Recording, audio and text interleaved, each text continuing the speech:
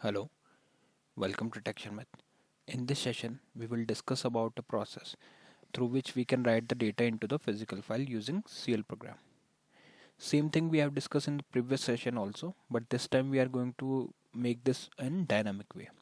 Okay, so what we will do, we will create some variables, and through those variables we will create one dynamic SQL query, and that query will write the data into the physical file. So before we discuss about this program, let me show you the physical file that we are going to use. So I'm hitting the query, select star from, my file name is emppf, and in this file we have two fields, employee ID and employee name. So these field data we will write from the CL program, but in dynamic way. So let's see. On line number 8, what we are doing, we are starting the program with pgm command. Okay, this is an optional command, like if you are not going to take any parameter, then you can avoid this, but for now we are just keeping it here because just to make a structure that here my program started and here on line number 27 it ends. Okay, now on line number 12, what we are doing, we are declaring one variable that is emp id, and it is of decimal type of length 4, and we have initialized the value as 50. Below to that, we have declared another variable that is emp name of character type, and the length of the variable is 30 and the value is test. Now to write the data into physical file, we have to declare the file. So to declare the file, you have to use the command dclf. Once you write dclf, then take F4, and then you will be redirected to this screen where you have to specify the file name and library name. In our case, we are using emppf file which resides in Sharmit1 library. Okay, so once it is declared, now it's time to write the insert query.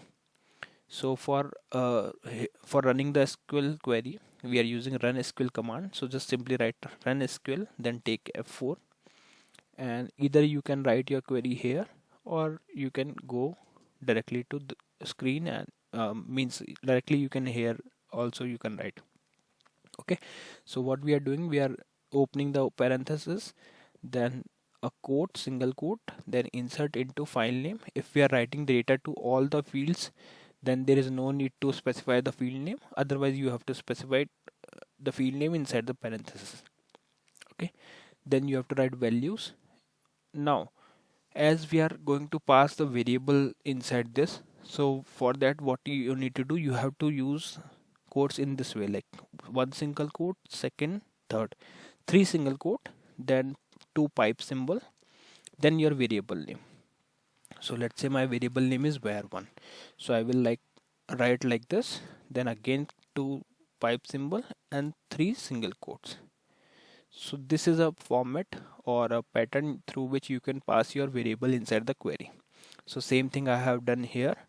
And one more thing, like if this is a string variable, then you can pass it as it is, otherwise you have to convert it into character. So for converting it to character, you have to write %char built-in function in this way. Okay, so this is for numeric, and for character variable you can directly pass it as it is without using %char. So same thing I have done here in the main query. Let me delete it. Yeah, so here I'm passing the first variable, which is numeric variable, and I'm converting it to character using %char built-in function, then comma, and then my my second variable, which is emp name. Also we need to specify the commit option as star none. Okay, always we go with this option for writing the data to the physical file. And here we are terminating the query with this single quote and then the parenthesis. Okay, so this is how we can write the dynamic SQL query, and on line number 27 we are just terminating the program using end pgm command. So let's try to compile it and write the data. So it is compiled successfully. Now I'm calling it. So I have called it. Let's see the output in the file. Yes, so it is written in here, which is 50 and test. So this is how you can directly pass the variables to SQL query, and you can create the dynamic SQL query inside the CL program.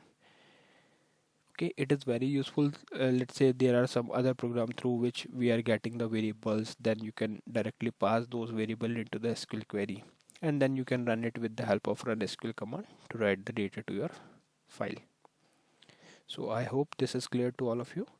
For this session, this is all that we want to discuss with you, and in the upcoming session we will discuss few more things. So thank you for watching Texture Method.